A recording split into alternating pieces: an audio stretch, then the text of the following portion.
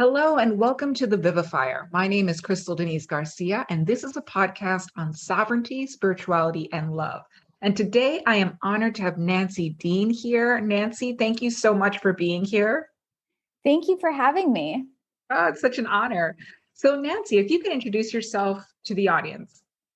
So, I'm a conscious breakup coach, and I help people heal through their breakups by doing the inner work that's required and change the conversation around what it means to go through a breakup and to understand, is this really about getting over our ex or is this really actually about self-discovery and self-love and all that good stuff. And this is why I'm so excited to have you here. Now, before I jump in, because I'm just so excited, can you share, what was your journey like? What brought you to this? Because it sounds like you're a pioneer, because I don't think I've really heard of a coach that specifies with this. So this is fabulous. What brought you here? Yeah, so my journey is, I believe it's a great one. I'm really passionate that we teach what we've been through and what we've overcome. And for me, that is my story. I started out as a professional matchmaker. Yes, everybody, that is a real job. But what I discovered as a matchmaker, you think it's so fun and it's glamorous and all of that. But what I learned quickly when I became one at the early age of 23 was that this wasn't just about pairing people up. This was actually about getting to know people's stories and more specifically, what people have gone through and the pain and the hurt that they've been through. And through that, my intuition was just speaking to me and saying, Nancy, your role, and this is where it gets weird, because I was listening to these interviews and I wanted to help them. But that wasn't actually my job, if you can believe that. My job was to listen to what they wanted and find that person. And in that process, it didn't feel aligned with me anymore. And I just kept kind of tuning into my intuition. What do I do here? How can I figure this out for them? And in that process, I was also going through my own breakup. Of course, cue the irony. And so it was really this incredible process of me actually going through my breakup, really being able to understand what my clients had been going through. And once I applied, because I fell in love with I shouldn't say I fell in love with spirituality, but a year into my breakup was when I realized, spirituality is the way through this. And really applying, knowing that I'm deeper than just somebody meant to get over an ex so I can find a new partner. This is right. Me in the universe. So in that process, I ended up meeting, through what I truly believe is the power of manifestation, I ended up meeting my now fiance, and yeah. And in that process, he really taught me what it means. He really, through a series of events, but by the time I had met him, I had really seen that evolution of what it means to heal through heartbreak. So, I'm here to share that message and help people do the same and heal the way that I did. Oh, that is so extraordinary. And I love it so much because I also resonate with it so much. I started to question how I was dealing with breakups, because I was the one that was I've been sober for years, but I'd be drunken, texting, it was just, I was a hot mess, to say the least. And so it finally came to a place where I intentionally said during the, beginning of connecting with men is, if this completes, I want this to complete beautifully. And so that was I had set that intention for my last relating, and it actually happened. It completed beautifully. We're able to stay, we're good friends to this day. And so that, because I continued to challenge that in me, and I was like, something just doesn't feel right here. It just felt like a lot of projection and a lot of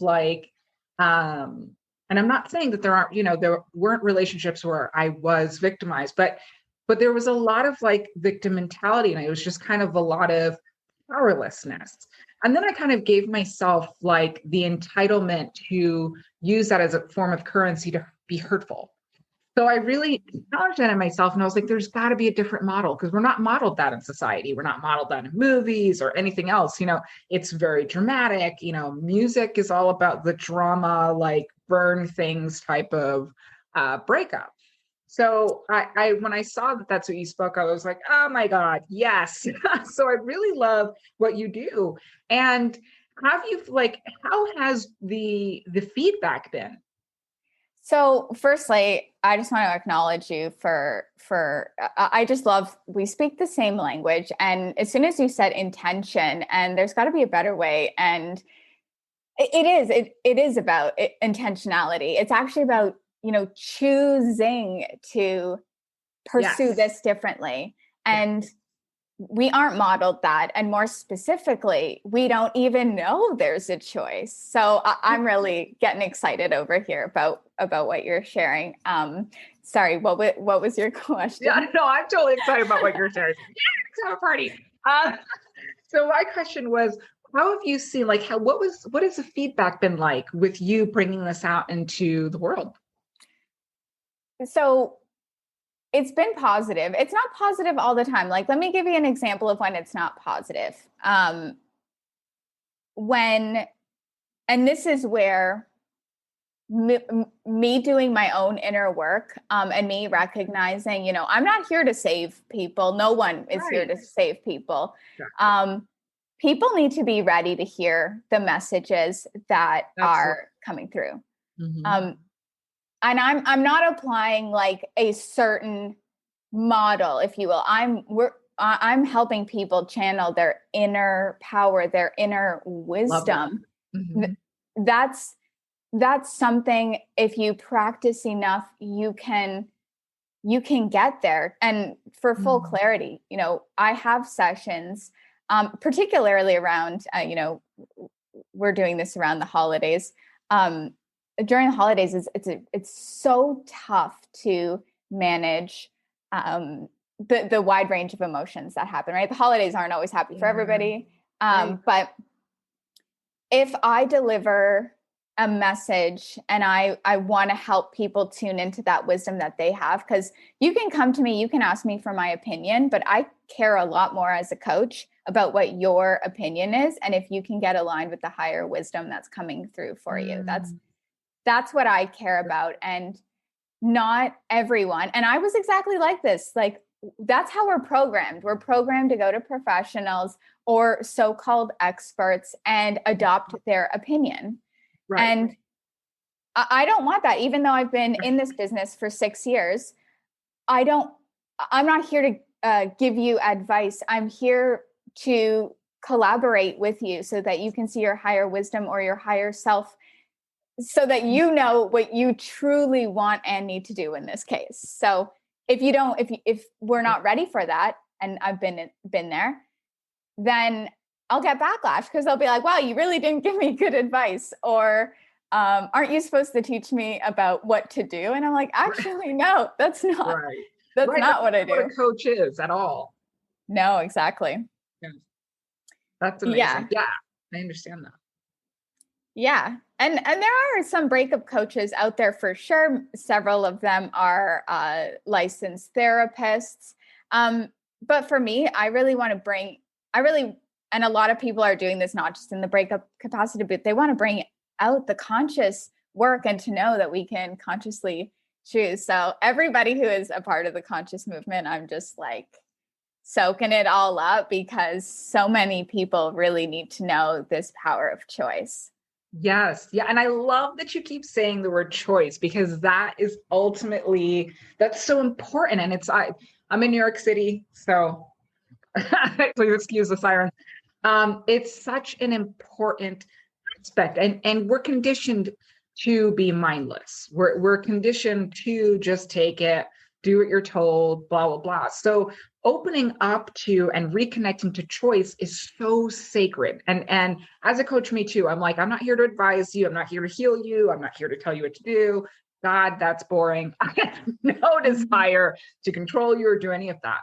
So I love that you are bringing people back to themselves. And I feel like this is so connected with the conversation of sovereignty here in the podcast. It's like reconnecting with that sovereignty that doesn't go anywhere. So I don't know if reconnecting is really the correct term, or rather just the awareness of.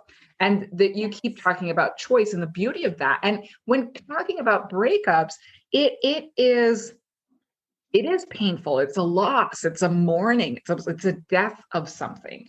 And so, but it's also that such rich, juicy alchemy that when used can really catapult a growth experience. And so when you're sharing what you shared, that's kind of how I see it, is teaching people how to harness the alchemy of the breakup. Exactly. And I think what's coming through for me right now is kind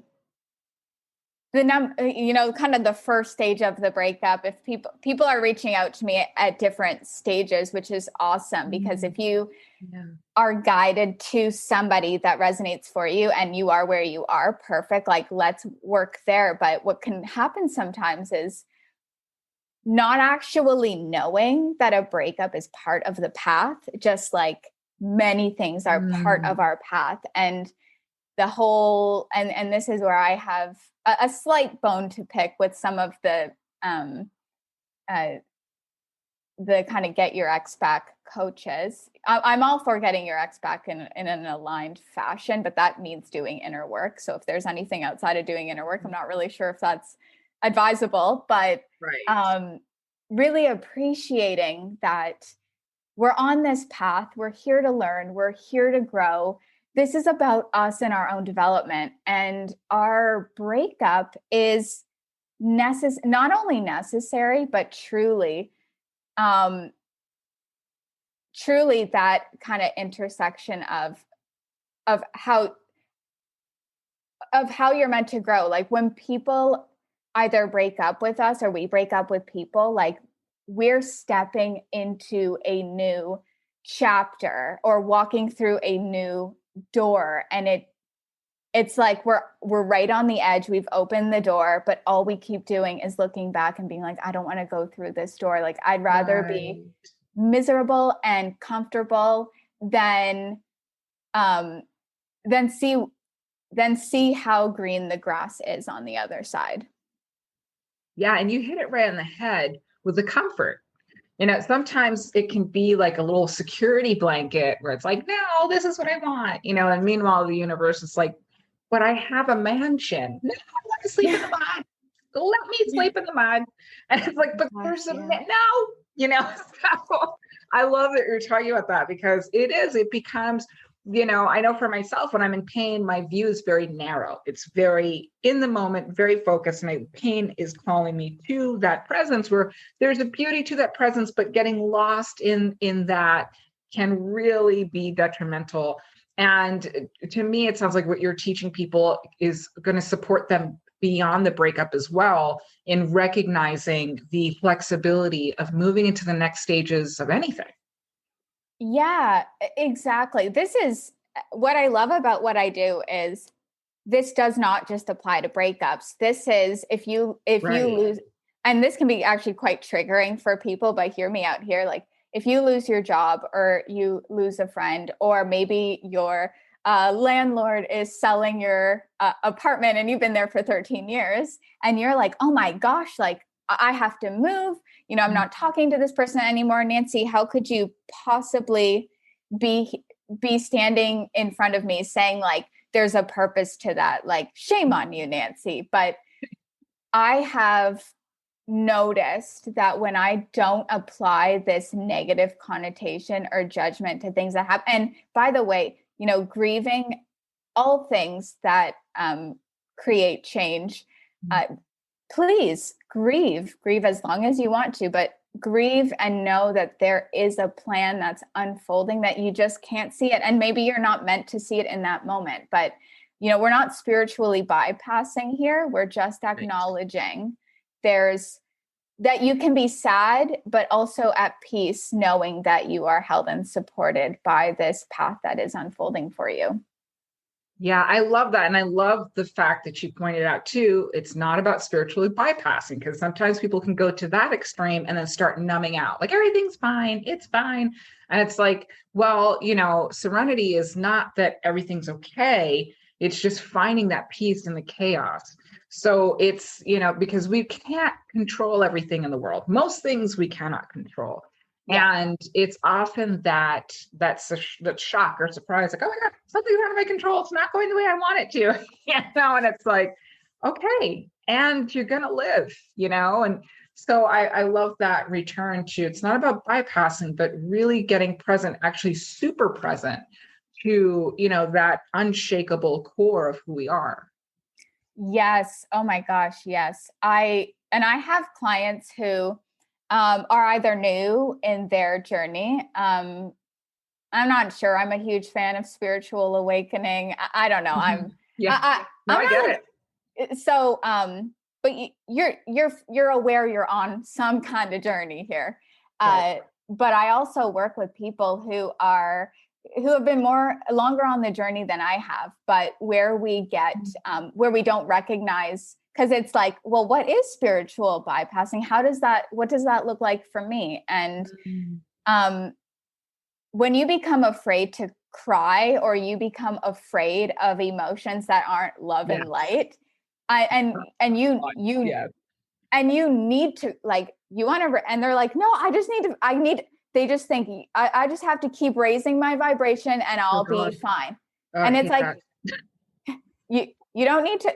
Yes, that's great that the framework, but crying is one of the best ways I've ever been able to raise my vibration, because there is something that needs to be acknowledged. And we don't get punished by the universe when we acknowledge that we are hurting and we are in pain and we need to release that.